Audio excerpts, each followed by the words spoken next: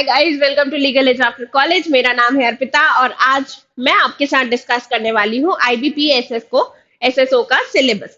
अब देखिए, ये जो एग्जाम है ये एग्जाम अभी होने ही वाला है। दिसंबर 30 को डेट आ गई है। इस एग्जाम के थ्रू आप बैंक में लॉ ऑफिसर बन सकते हैं। तो अगर आप लोगों ने फॉर्म भरा है तो अब आप लोग भी सोच रहे होंगे कि इसका सिलेबस क्या है, क्योंकि सिलेबस में तो सिर्फ 3 चीजें लिखी होती है। देखो, पहली चीज लिखी होती है कि इंग्लिश, रीजनिंग, जीके पूछ लिया जाएगा। दूसरी चीज लिखी होती है लॉ पूछा जाएगा। कौन सा law? Professional knowledge.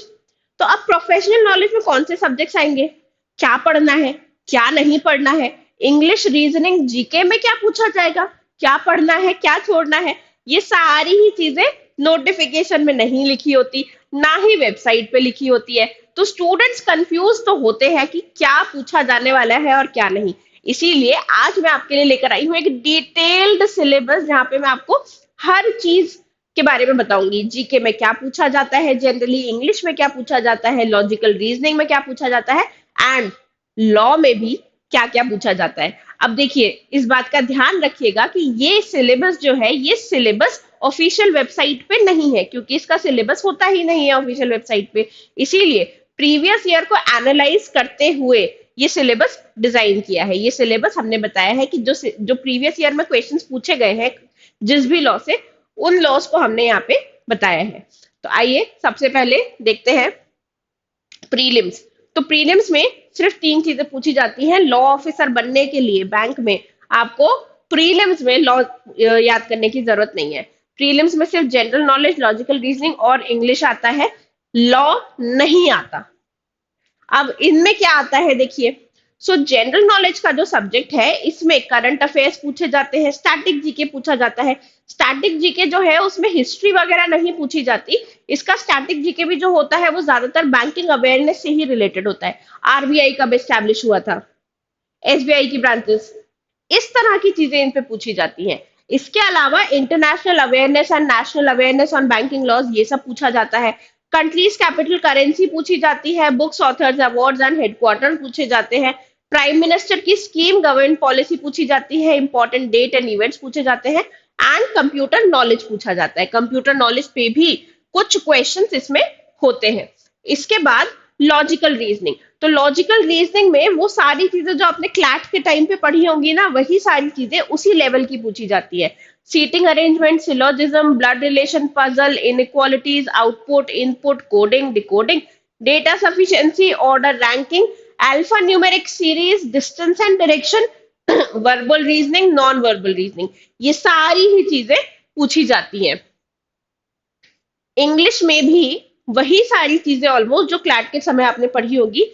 Reading comprehension, cloze test, detection of errors, improving sentence structure, completion of paragraph, para jumbling, fill in the blanks, parts of speech, modes of narration, preposition, active passive voice change, ये सब पूछा जाता है। English, logical reasoning बहुत ज्यादा difficult नहीं होता। और अगर जीके में भी आपको पता है कि स्पेसिफिकली पढ़ना क्या है, तो वो भी आपको डिफिकल्ट नहीं लगेगा।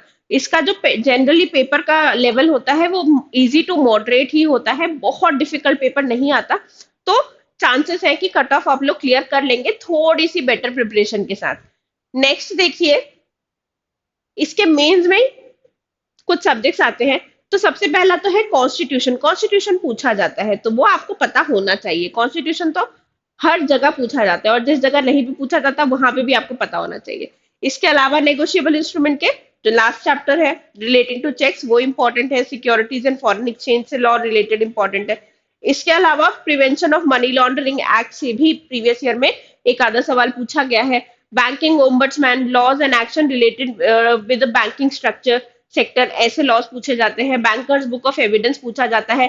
डेट रिकवरी ट्रिब्यूनल एक्ट पूछा जाता है, डीआरटी से कहते हैं, ये पूछा जाता है। ये इसी को आईबीसी के द्वारा चेंज किया गया है, इंसॉल्वेंसी एंड बैंक्रप्सी कोड के अंदर चेंज किया गया है।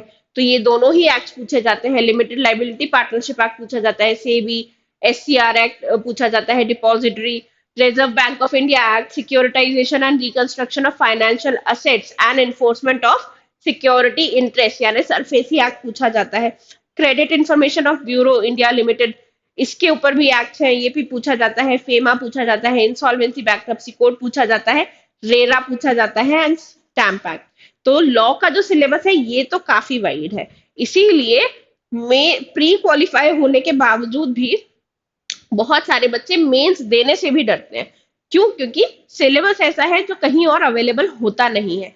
तो इसीलिए परेशान मत होइए, लीगल एज आफ्टर कॉलेज आपकी तैयारी करवाएगा बैंकिंग लॉस भी की भी, जहां पे मेंस में आने वाले लॉ सब्जेक्ट्स को भी हम करवाएंगे तैयार।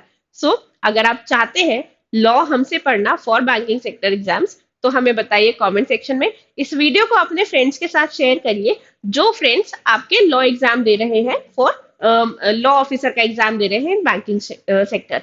इसके अलावा हमारे चैनल को सब्सक्राइब कर लीजिए, क्योंकि अब बहुत इंफॉर्मेटिव कंटेंट आपको यहाँ पे मिलेगा। And happy learning guys, thank you.